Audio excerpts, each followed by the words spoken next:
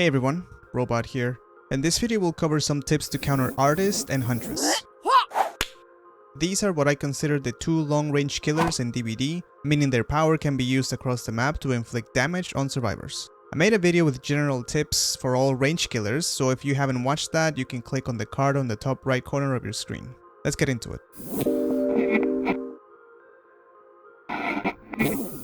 First, let's cover the Artist. This is a killer whose terror radius is 32 meters and she moves at 4.6 meters per second, which is 15% faster than survivors.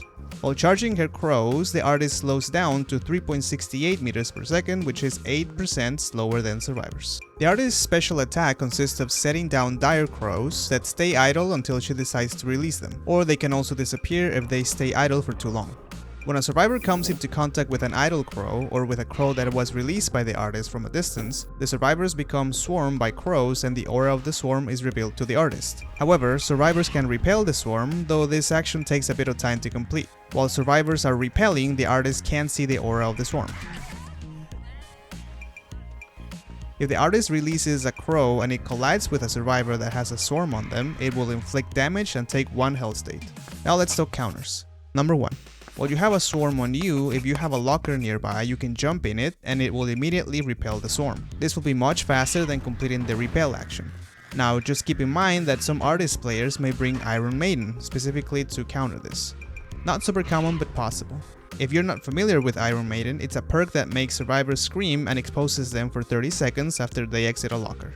Number 2. Survivors can see the aura of crows for 0.75 seconds after they're launched, and there is a global sound cue that can be heard throughout the map when a crow is launched as well. The Artist will typically send crows towards generators to get survivors off of them, so whenever you're working on a gen, take advantage of the visual and sound cues and get off a gen if needed so you don't get swarmed.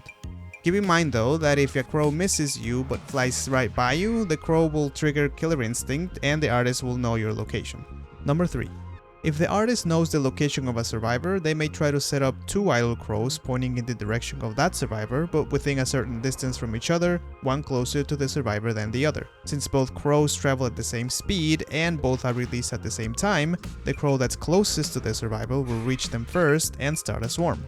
The crow that's a little further away from the survivor will quickly follow and hit the swarm survivor, inflicting damage. Keep this trick in mind and be careful when you see multiple crows pointing at you. Number 4. Artist is mainly a long-range killer, but she also closes down loops very well. She can place idle crows and force survivors to go through them and potentially get injured by a direct dire crow hit.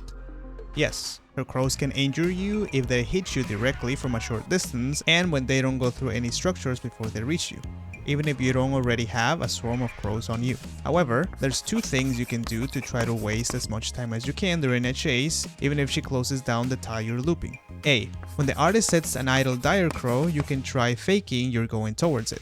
This may make the Artist launch the crow prematurely and then you can continue looping in the same area until she places another one. Pre-dropping a pallet may help, especially if you're already injured. The Artist can quickly set up more idle crows to try to get you, but at least you might waste a little bit of time, which is the best you can do. B.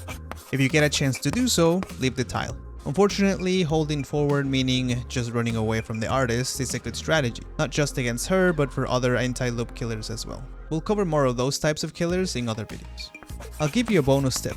Killer Instinct can activate if you're in a locker and a crow flies through it. Keep this in mind in case you decide to hide in a locker and the Artist sends crows your way. She'll get Killer Instinct and know you're hiding in there. Now let's move on to the next killer, which is the Huntress. Her terror radius is 20 meters, but she also has a lullaby that can be heard from 45 meters away. Base kit, meaning without the use of add-ons or perks, Huntress moves at 4.4 meters per second, which is 10% faster than survivors, which move at 4.0 meters per second. Huntress moves slower than survivors while holding a hatchet. This is a killer whose special attack is to throw hatchets at survivors that, when hit, base kit, lose 1 health state. Now let's talk counters. Number 1. 2 important sound cues to recognize when played against her are: Number 1. When Huntress starts to wind up a hatchet, she makes the following run. And number 2, when Huntress has a fully charged hatchet, you'll hear the following sound cue. Fully charged hatchets travel faster than partially charged hatchets. There's no limit to how long a Huntress can hold a wound up hatchet. All right, hold it. Hold Number 2. Huntress can throw hatchets across an entire map, and typical Huntress builds include aura reading, which means by the use of add-ons or perks, she can see the aura of survivors after hooking a survivor, or after a gen is completed, or after hitting a survivor using a hatchet, to name a few examples. For this reason, once you've identified the killer you're versing is a Huntress, keep an eye out for hatchet snipes. Try to stay behind structures as you make your way around the map, even if you think the Huntress is far away. Number 3.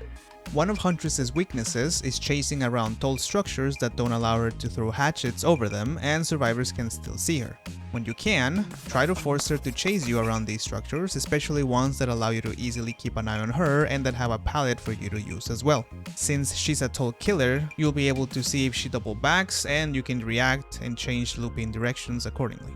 Also, try to make her waste as much time as possible by not throwing pallets in these tiles. I mentioned this in the general tips video I made a few weeks ago, so I won't get into details here. So let's move on to the next tip. Number 4.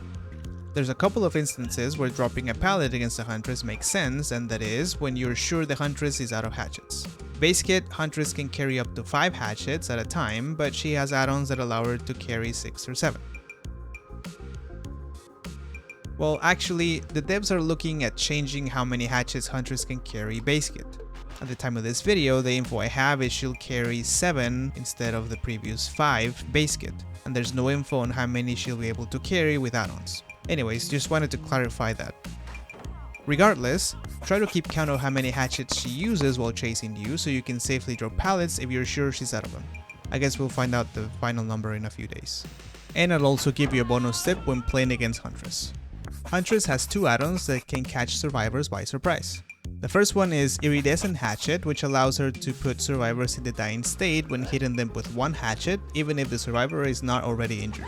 The other add-on is Wooden Fox, which makes the Huntress undetectable, meaning it hides her terror radius and red stain for 30 seconds after reloading hatchets at a locker. Her lullaby is still audible, so if you hear the lullaby getting louder and louder but you don't hear a terror radius, start looking around for her since she might have this add-on equipped and catch you by surprise. If you'd like to be notified when I upload my next video on the Range Killer series, you can subscribe to the channel. If you'd like to watch more videos with tips or gameplay, you can click on the videos on the left hand side of your screen. Thanks for watching, and I'll see you on the next one.